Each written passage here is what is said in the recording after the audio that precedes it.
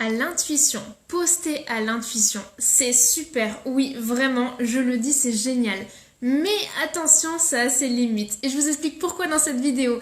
J'espère que vous êtes bien installés. Croyez-moi, vous ne voulez pas louper cette vidéo. Et les filles, je suis super contente comme vous l'avez vu dans mes stories. Je suis super excitée de vous retrouver aujourd'hui dans ce live. Et je me disais, fut un temps, je commençais tous mes coachings de groupe, tous mes appels de groupe dans la Plume Academy à l'époque par une session danse. Et je le glisse ici, je crois que dans nos limites, on fera ça les filles, on dansera au début de chacun de nos appels de groupe parce que ça permet vraiment de changer la physiologie et de se mettre dans une super énergie, donc on fera ça, je vous le dis ici. Je suis super contente de vous retrouver du coup aujourd'hui dans ce live, comme d'habitude si vous me suivez en direct ou en replay, hop, attendez on m'appelle, c'est pas le moment. Si vous me suivez en direct ou en replay, n'hésitez pas à me mettre un petit commentaire, à échanger avec moi, à partager, etc. Ça me fera trop plaisir d'avoir vos retours. N'hésitez pas également à me faire une petite story et à m'écrire et à m'écrire du coup en story, à me mentionner dedans, à me partager. Ça me fera trop plaisir de vous voir, de voir un petit peu l'envers du décor et de vous repartager les filles. En tout cas, je suis vraiment très contente de vous retrouver aujourd'hui dans ce live qui me tient vraiment à cœur. Donc, petit résumé des épisodes précédents. Qu'est-ce qui s'est passé dans Instagram et minimalisme dans les épisodes précédents? Dans le premier épisode, on a vu pourquoi Instagram était vraiment conçu pour venir nous faire perdre du temps et quels sont du coup les pièges à éviter. Et maintenant, vous savez tout. Dans le deuxième épisode d'Instagram et minimalisme, on a vu comment poster sans se prendre la tête et être certaine surtout, j'ai un cheveu dans l'œil, et être certaine surtout que nos posts sont inspirants, impactants et que notre audience a envie et besoin de lire exactement ce post-là. Donc maintenant, vous savez, vous n'avez plus de raison d'avoir peur de poster et vous pouvez vous lancer. Et dans le troisième épisode, vendredi, qu'est-ce qu'on a vu? On a vu pourquoi certains de vos posts, quand vous les lancez, font un flop en fait. 0 commentaire, 0 like, 0 partage. Pourquoi? Je vous expliquais les 2 erreurs les plus couramment produites qui explique justement ce genre de flop. Donc aujourd'hui, on se retrouve dans ce 4e épisode pour parler d'un sujet qui est très important pour moi, qui est vraiment en fait la limite à trouver entre poster à l'intuition. Parce que vraiment, dans le milieu du coaching business, un petit peu dans tout ce qui est dev perso, spirituel, bien-être, mieux-être, etc., on entend beaucoup cette phrase qui est poster à l'intuition, écrire dans le flow, comme étant un peu la façon d'écrire les meilleurs posts qu'on peut trouver sur Instagram. Et je suis vraiment d'accord parce que selon moi, écrire dans le flow, écrire à l'intuition, c'est la meilleure façon d'avoir la créativité et d'être au top de soi. Mais par contre, en fait, ça a quelques limites et c'est assez frustrant finalement quand toi, t'es pas dans le flow, là tout de suite maintenant, d'entendre lâche prise, écrit dans le flow, lâche vraiment prise. Coucou les filles, dites-moi si vous aussi vous avez du mal un petit peu à être dans le flow et que quand on vous dit lâche prise alors que toi t'es en panique et que ça vient pas, que la créativité n'est pas là, ça te frustre un petit peu. Parce que voilà, en fait, la créativité et l'intuition, le flow comme on dit, ça fonctionne et c'est vraiment génial, on est toutes d'accord je pense sur ça, mais ça fonctionne quand t'es en confiance, quand tu te sens en sécurité, quand tu stresses pas, quand en fait tout va bien. Sauf qu'il y a des moments dans la vie, je pense qu'on est tous des êtres humains et encore plus du coup quand on débute dans l'entrepreneuriat où le flow il est pas forcément là en fait. Tu lances un projet, tu peux être stressé, tu peux être en panique, tu peux te sentir en insécurité et tout ça en fait ça va faire que tu n'es plus dans le flow. Et moi quand j'ai commencé notamment sur Instagram, comme c'est un peu le sujet de ce live aujourd'hui, j'avais des phrases dans ma tête qui me bloquaient la créativité parce que ça me disait mes posts ils sont nuls, je dis ça mais ça va parler à personne, donc ça c'était l'épisode 2. Ensuite j'avais des phrases typiquement des jugements sur moi-même me disant t'expliques vraiment trop mal, les autres ils expliquent mieux, les gens vont rien comprendre à ce que tu dis là, on voit pas la finalité de ton post. En fait tout ce que j'écrivais, je trouvais ça pas clair, pas impactant. Je trouvais mes idées pas ouf et on sait que sur Instagram il faut toujours des bonnes idées pour percer un petit peu. Finalement en fait voilà, je me disais ce que tu produis c'est vraiment pas ouf et en plus j'avais cette pensée à l'époque. Non mais meuf, ta vie elle est assez banale, tu passes tes journées derrière ton ordinateur, il n'y a rien d'inspirant là-dedans. Donc finalement, toutes ces pensées venaient vraiment me faire douter, me faire perdre confiance en moi et me faire perdre le flow en fait. L'intuition elle pouvait pas être là. Et dans ces moments traîtres, Tu ouvres Instagram et là tu vois quoi? Bah tu vois les autres beaucoup mieux que toi qui écrivent des super posts, qui ont plus de likes, qui ont peut-être plus d'abonnés. Leurs posts ils sont super clairs, super inspirants et toi à côté tu te sens nul et là tu te mets dans le truc de la comparaison sur les réseaux sociaux et après tu dis oh, Instagram c'est nul, on se compare etc. Est-ce que ça vous parle?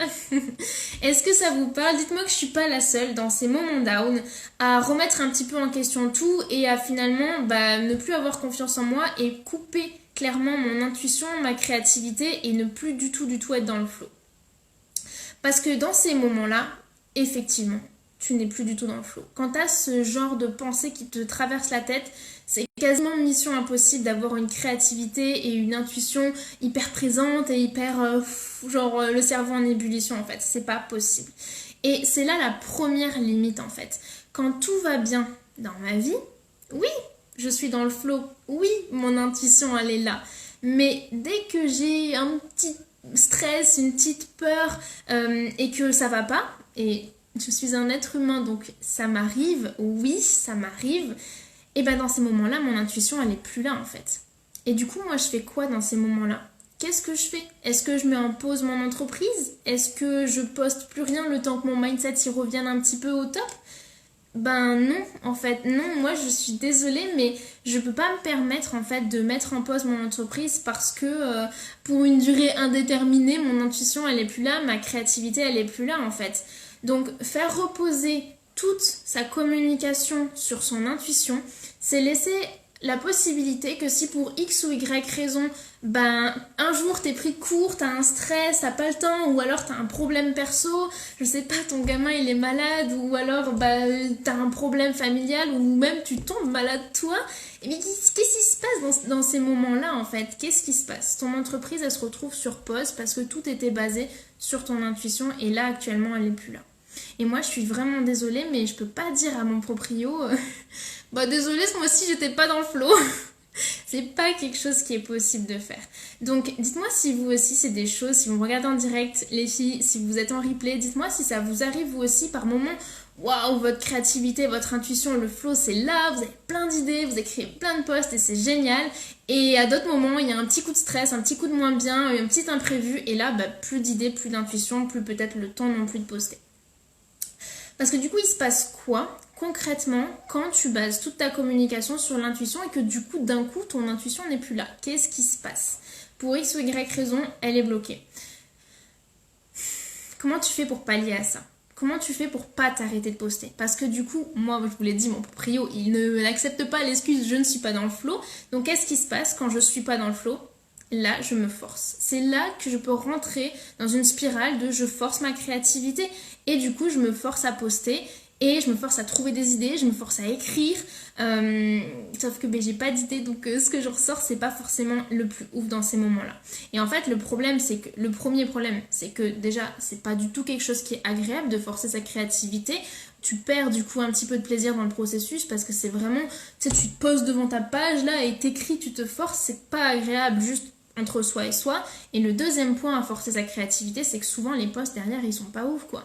On va pas revenir sur le sujet qui fâche très longtemps, mais c'est vrai que je vous avais fait un post à ce sujet, mais quand tu lis des posts où il y a écrit, il y a une photo d'un agenda avec écrit bullet journal ou agenda hashtag entrepreneur organisé, ou alors un petit cliché le thé du matin où tu as écrit et toi thé au café ce matin, ça, ces posts, on sent en fait que tu savais pas quoi poster aujourd'hui, que tu t'es dit mince, l'algorithme Instagram, t'es tombé dans le piège de il faut être régulier, il faut poster souvent pour être plus visible, et t'as posté un truc vite fait, mal fait pour le coup. Et finalement, en fait, les risques derrière ça, en forçant sa créativité, en se forçant à poster alors qu'on n'a pas d'idée, c'est clairement de perdre en qualité dans son contenu, dans ses posts, et à plus long terme, de se décrédibiliser complètement de son audience, en fait. Parce que n'oubliez pas, aujourd'hui, si vous êtes sur Instagram, c'est parce que vous êtes des entrepreneurs. Mettez-moi un petit pouce en l'air si vous êtes des entrepreneurs aujourd'hui et que vous êtes présents sur Instagram pour mettre en avant votre travail et votre entreprise. Et dans ces moments-là, vous souhaitez du coup apporter montrer en tout cas une certaine qualité dans votre contenu pour vous adresser à vos abonnés qui sont aussi vos futurs clients. Donc il y a aussi ça à pas lésigner, ok? La crédibilité quelque part que vous apportez quand vous postez sur Instagram. Et le risque à baser toute sa communication sur son intuition, c'est vraiment laisser la place à un jour, pour X ou Y raison, vous n'avez pas d'inspiration et du coup vous forcez à produire du contenu qui est vide, moi j'appelle ça du contenu coquille, pour faire plaisir à Instagram en fait, pour faire plaisir à l'algorithme Instagram, mais voilà, avec ce risque de poster quelque chose qui est vide et qui sert finalement à peine, vous le savez, je vais vous l'expliquer dans le dernier épisode de cette série, qui sert même pas à Instagram en fait, donc finalement vous y perdez sur toute la ligne. Ok, donc c'est pas le but, je pense. Si vous êtes là aujourd'hui, c'est que oui, vous avez envie d'apporter de la valeur, de mettre en avant votre entreprise et vous n'avez pas envie de tomber à la fois pour vous, pour votre bien-être physique et mental, de ne pas vous forcer la créativité qui n'est pas agréable, mais à la fois aussi pour ce que vous apportez à votre audience. Ok, donc oui, un grand oui à l'intuition, mais attention quand même à pas baser toute votre stratégie de communication sur votre intuition, ok? Maintenant, vous connaissez entre guillemets les risques à tomber dans un extrême, parce que baser toute sa communication sur une seule stratégie, c'est quand même un petit peu un extrême, et attention, voilà, maintenant vous connaissez les risques. Mais je pense sincèrement qu'il y a un équilibre en fait à trouver, parce que moi aujourd'hui je travaille à l'intuition et c'est ce que je vous expliquerai dans le live prochain, mais je travaille à l'intuition et je pense qu'il y a un équilibre à trouver entre poster à l'intuition et quand même s'assurer d'une sécurité et d'une visibilité sur le long terme. Et ça pour moi, ça passe tout simplement par une bonne organisation, qui est aussi, je pense, clairement quelque chose d'indispensable finalement quand on gère une entreprise, parce qu'on n'oublie pas qu'on est des businesswomen les filles quand même, on gère une entreprise, ok? Donc en plus de tout ça, je vous invite réellement à le mettre en place le plus tôt possible, parce que vous allez voir juste après avec les exemples que je vais vous partager, mis en place le plus tôt possible, ça s'évite plein de galères et c'est beaucoup plus simple et fluide pour la suite. Donc parce qu'on a tous cet objectif de percer un jour et que pouf, on met un post et là, avalanche de clients, de contrats, de demandes de rendez-vous, etc. Genre le post qui t'a permis de percer, qui cartonne, on en rêve tous celui-là. Dites-moi si vous en rêvez de ce post-là. Et voilà, ça y est, boum, la réussite est là, t'as plein de clients, t'as plein de contrats, c'est génial, célébration et tout, on est tous trop contents. Une fois l'euphorie redescendue, il se passe quoi? Il se passe quoi là? Parce que ça, c'est ce qu'on vous montre pas derrière les réseaux. Nous, on montre l'euphorie, etc. Mais il est temps aujourd'hui de dire la vérité. Qu'est-ce qui se passe derrière ces réussites et ces cartons? Tu fais comment si, d'un coup, bam, du coup, t'as 5 clients, la réussite, le carton plein, et que du coup, tu te retrouves à gérer plein de rendez-vous, à avoir plein de demandes de clients et plus avoir forcément beaucoup de temps libre comme tu pouvais avoir avant? Tu fais comment si tu n'avais pas préparé la suite et que tu te retrouves du coup pris dans tes coachings, dans tes rendez-vous et que tu n'as plus vraiment le temps d'écrire tes posts et que d'ailleurs ton intuition elle s'est un petit peu barrée avec ton temps et du coup tu n'as plus forcément l'espace non plus. Parce que du coup avoir une organisation mise en place dès le début, ça permet de, oui tu as tes clients à côté et tout ne s'arrête pas en fait, tout ne s'arrête pas parce que c'est bien beau d'avoir nos clients, l'abondance, les résultats, le succès, etc. Mais si derrière, une fois que tu as ça, tu disparais d'Instagram parce que tu n'as plus de temps pour gérer ta communication, le risque, c'est qu'une fois que tu as terminé avec tes clients, une fois que voilà, les contrats sont terminés, les produits ont été livrés, etc., tu recommences à zéro en fait, tu te retrouves à zéro et entre-temps, comme tu as arrêté de gérer ton Instagram et que tu n'as plus de com, avec l'algorithme sympa qu'on adore, l'algorithme, lui, il t'a oublié, tu reviens dans une galère de visibilité et là, c'est de nouveau voilà, le pédalo pour pouvoir avoir de nouveau de la visibilité et attirer de nouveau des clients. Et ça, c'est vraiment quelque chose qui arrive, je voudrais vraiment que ce soit clair pour vous, c'est vraiment quelque chose qui arrive plus souvent qu'on ne peut le croire en fait. Dites-moi si ça vous est déjà arrivé du coup à vous d'avoir d'un coup plein de clients et d'être un peu submergé et de plus avoir forcément du coup le temps de poster, d'écrire sur Instagram, etc. Parce que vraiment c'est quelque chose qui se corrige très facilement et je voudrais juste vous expliquer un petit peu le attention parce que voilà c'est ce qu'on veut tous mais il y a aussi un après à gérer. un après à gérer qui est du coup très facile à gérer en fait, grâce à une petite organisation très simple qui va vous permettre de prendre de l'avance pour pouvoir voir venir dans votre entreprise et pouvoir continuer de faire tourner la machine entre guillemets pendant que vous êtes en train de gérer vos clients, de gérer vos commandes, etc.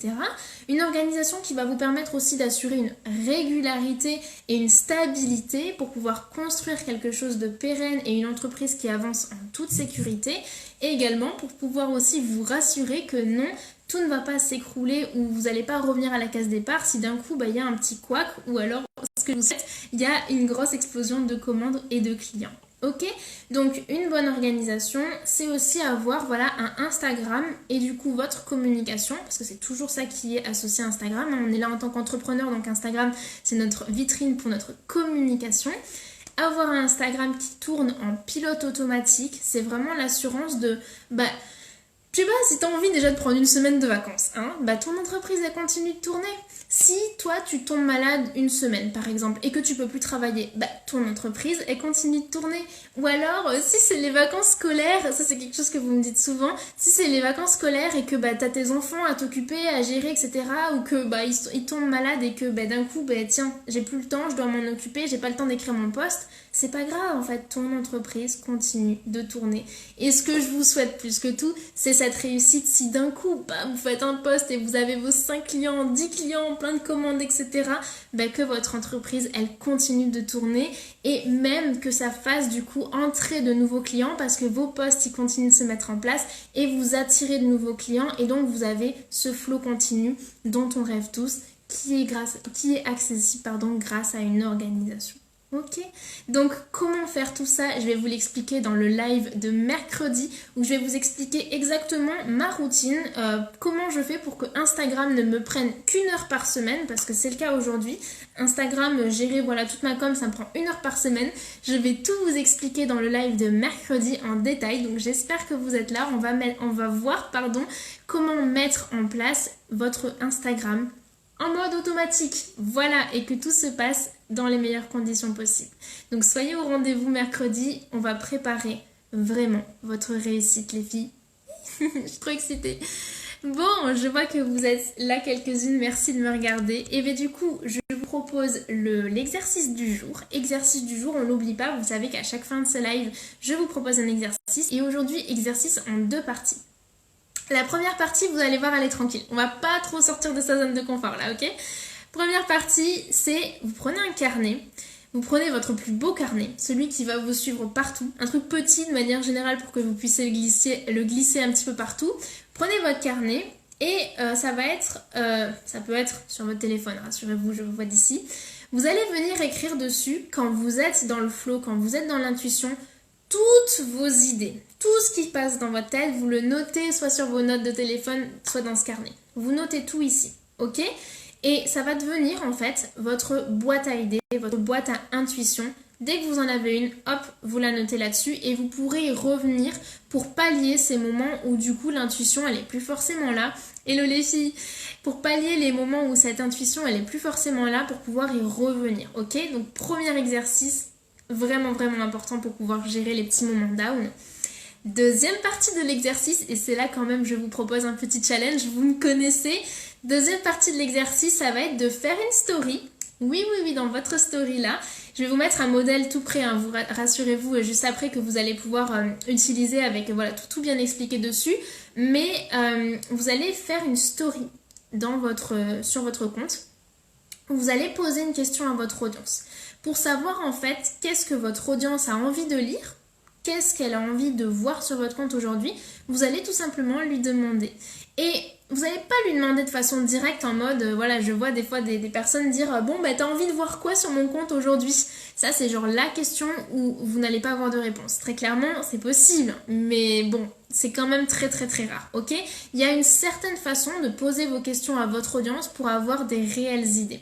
Et petit exercice donc, vous allez demander à votre audience, les filles, c'est quoi votre plus grande difficulté sur... Et là, vous mettez votre thématique.